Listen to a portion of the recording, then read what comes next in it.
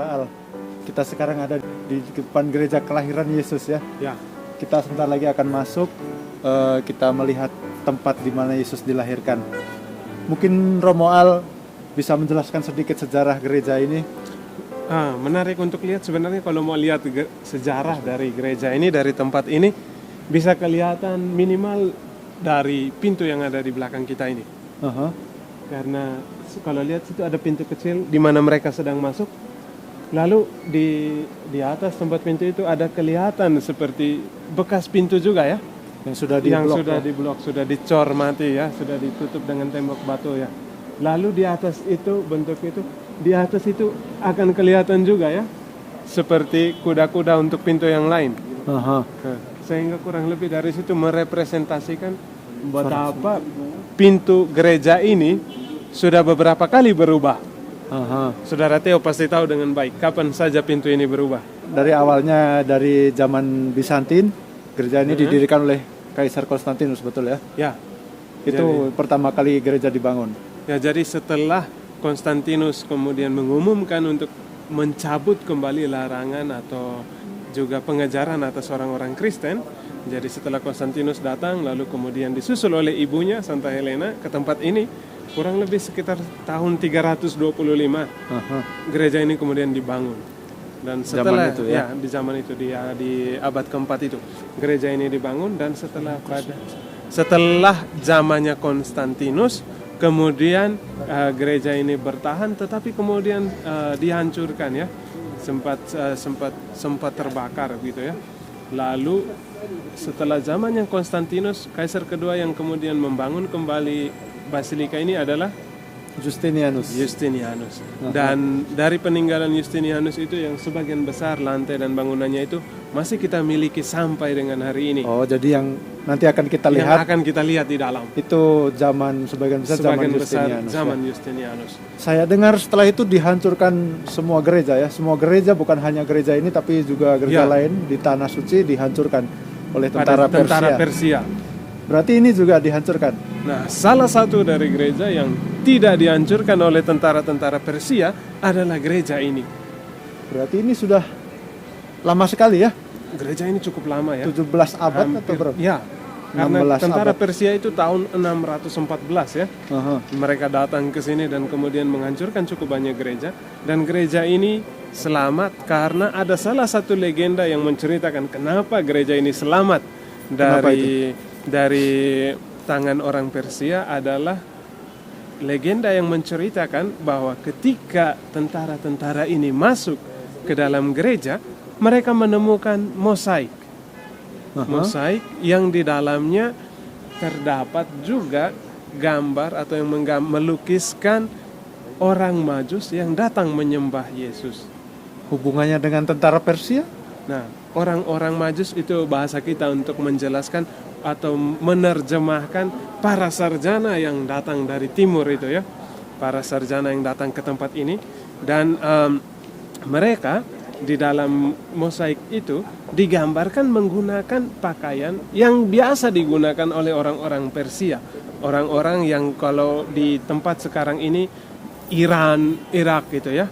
Jadi kurang lebih dengan pakaian stylenya mereka. Jadi kira-kira tentara Persia datang ke sini melihat gambar pakaian Persia dari orang-orang Majus itu, lalu tidak menghancurkan gereja. Sebenarnya itu kan kayak begini ya, orang Indonesia sampai ke Israel begitu ya, tiba-tiba beli gitar, lihat gitar made in Indonesia. Nah, jadi gitu. Ada rasa begitu. Tetapi sebenarnya ada alasan yang lain lagi. Nah, orang-orang Persia yang istilahnya pakaian yang dikenakan oleh para sarjana ini memperlihatkan pakaian dari kalangan mereka, kalangan bangsawan. Jadi orang-orang yang biasanya kalau di dalam struktur pemerintahan kerajaan mereka adalah orang-orang yang biasa menjadi penasehat bagi raja. Orang-orang yang dianggap punya posisi penting di dalam kerajaan. Dan kalau orang-orang ini di dalam gambaran itu datang menyembah dengan membawa persembahan, memperlihatkan bahwa sosok yang disembah itu adalah orang-orang yang penting juga, yang kurang lebih statusnya akan setara dengan raja mereka. Maka tempat ini pastilah tempat yang sangat penting. Maka atas alasan itulah tempat ini kemudian tidak mereka hancurkan.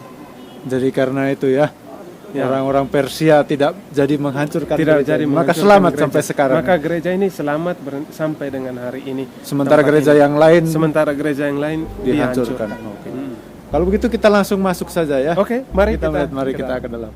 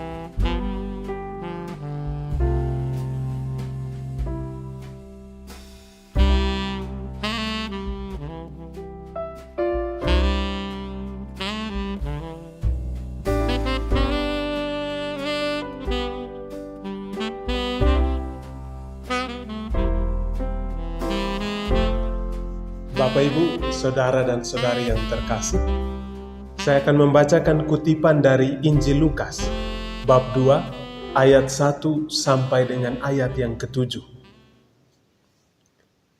Pada waktu itu, Kaisar Agustus mengeluarkan suatu perintah, menyuruh mendaftarkan semua orang di seluruh dunia.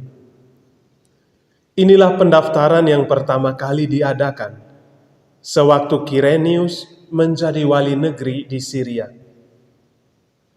Maka pergilah semua orang mendaftarkan diri, masing-masing di kotanya sendiri. Demikian juga Yusuf pergi dari kota Nazaret di Galilea ke Yudea, ke kota Daud yang bernama Betlehem, karena ia berasal dari keluarga dan keturunan Daud, supaya didaftarkan bersama-sama dengan Maria, tunangannya, yang sedang mengandung. Ketika mereka di situ, tibalah waktunya bagi Maria untuk bersalin. Dan ia melahirkan seorang anak laki-laki, anaknya yang sulung. Lalu dibungkusnya dengan lampin dan dibaringkannya di dalam palungan, karena tidak ada tempat bagi mereka di rumah penginapan. Demikianlah Injil Tuhan.